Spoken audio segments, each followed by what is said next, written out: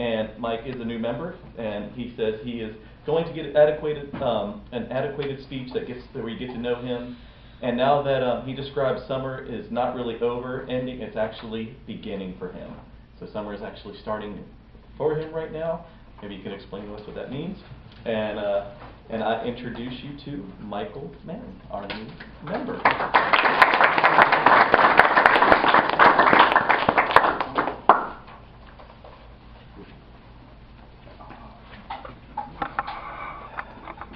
Mr. Toastmaster, fellow Toastmasters, and honored guest.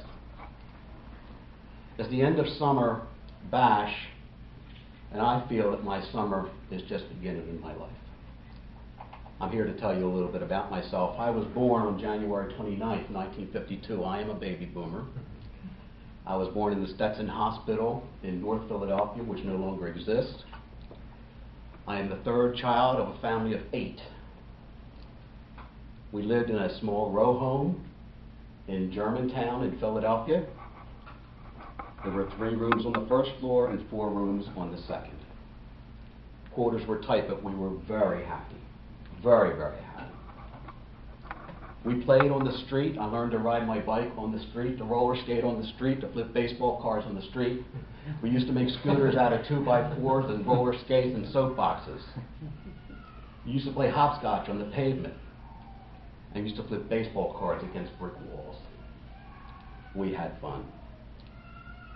As far as school goes, I'm a product of 12 years of Catholic education. In 1957, I entered the local elementary school at my parish. In 1965, I entered Cardinal Doherty High School in the Olney section of Philadelphia and graduated in 1969. My school years were very fun. I was taught by nuns, and that was an experience I'm not going to get into right now. After high school, I worked at John Wanamaker down in Philadelphia on the 11th floor in the receiving department, but I always had my mindset I'm going to college.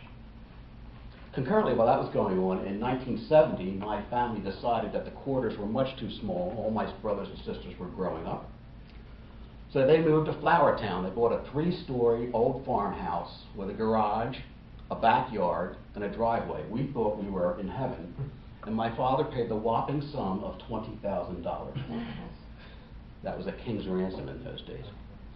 But I was already grown up. I was 19 years of age, and I entered the Philadelphia College of Textiles and Science, which is now Philadelphia University. And I attained a degree, a BS, in textile management and marketing. The next part of my life was very, very exciting. I moved to New York City, and I spent 10 years in Manhattan. I was a 21-year-old kid in Manhattan. I was having a blast. I dated so many women. I remember dancing in Roseland at 3 o'clock in the morning during the disco era. I loved the ambience. I loved the nightlife. I loved the food. The restaurants were fantastic. And the concerts. In 1977, I saw Bruce Springsteen at the Beacon Theater. And at the last song of his encore performance, the entire stage in front of him collapsed into the orchestra pit, just missing the first row of the audience. It was a time I'll never forget. But something was going very wrong with me in New York. As time went on, I became very gloomy. Ambitions were hard to sort out.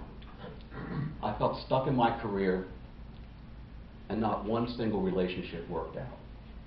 I was sad, very sad.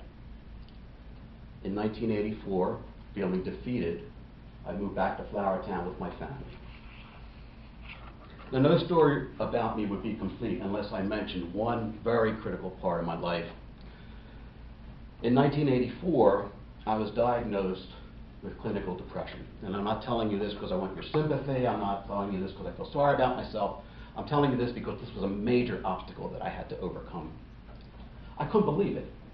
I was the first in my family to go to college in generations, the first one to leave home, the first one to go to a metropolis like New York City, and I had clinical depression. But that was why I was so gloomy. Things weren't working out. So I accepted it, and I began taking little jobs that were really under my education level here in the Philadelphia area. And one of those jobs was I began cutting grass and painting buildings at the Artman home down in Ambler. After 9 years, I worked my way up to the director of the physical plant. But once again, that monkey depression got on my back, and it debilitated me, and I had to pull away from that. I then began reading books about spirituality, and it became really noticeable to me that it would be impossible for me to focus on my own problems while I was focusing on the problems of someone else. So I got a job at Woodhaven Center over in Woodhaven Road in the Boulevard, and I was working with, at that time we called them mentally retarded people. I think now it's called mentally challenged. And it was back in the days of straitjackets and timeout rooms. I put so many kids in straitjackets. I was beaten. I had plates of food thrown at me. I've been bitten. I've been kicked. One night I got punched in the face and my glasses fell off. I couldn't drive home. But it worked. I didn't think about my problems anymore. So that spiritual truth was proven to me. Through all the 80s, I really became involved in spiritual matters. I began reading many books on spirituality. And as time passed, it became apparent to me that the faith of my childhood was no longer working for me.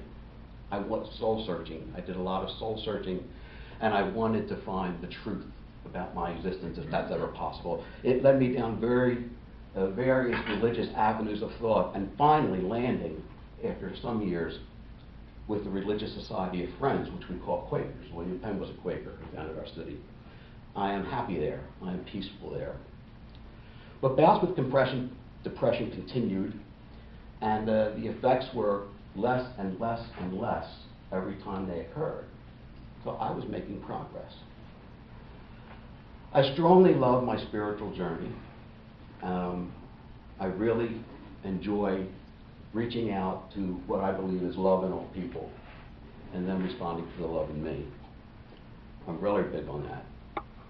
I enjoy psychotherapy. I don't go because I have to go. I go because I truly enjoy it. To overcome another obstacle in your life, to get to the other side of that, is a feeling of great jubilation. So now I'm doing great. Depression is well under control. I haven't had any major bouts of depression since 2006. And ambitions are starting to come to me now. Due to the lack of consistency in my work life, I have had to take many jobs that were really below my educational level. So right now I'm driving a cab, and I love it. I am meeting so many people. It's a paratransit cab for half the day, and it's a regular cab for the other half of the day. I'm meeting people with mental challenges. I'm meeting elderly people with wonderful stories to tell. I had a guy the other day come in my cab who was at the Normandy invasion, and he was shot at, and he crawled across the beach on his belly, and then he told me he crawled across France on his belly. I just stopped the cab and told him I have such great admiration for you and all of your generation. They truly are the greatest generation. So I have aims now, I have goals, I have things that I feel passionate about. I want to dedicate the rest of my life, at the ripe old age of 59, for whatever time left I have on this planet, to helping those who are less fortunate than me, helping those who are physically disabled, old people, something in the helping professions. Miracles really are happening in my life. It's a miracle that I'm here. It's a miracle I met Tom Gill in February, who told me about Toastmasters. It's a miracle that I stand here as a member and I don't know how it happened. but here I am. And last but not least, I have to mention the true love of my life, who is not here with us tonight, dear Mary Jo, who is my girlfriend. Finally, a relationship that works for 5 years now. It's wonderful. I can't thank her enough for all that she's done for me. So the summer of my life is just beginning. I'm full of hope. I'm full of ambition. And Toastmasters, I believe, is going to help me better express myself, better conduct myself in interviews, and feel more confident about myself. Thank you very much.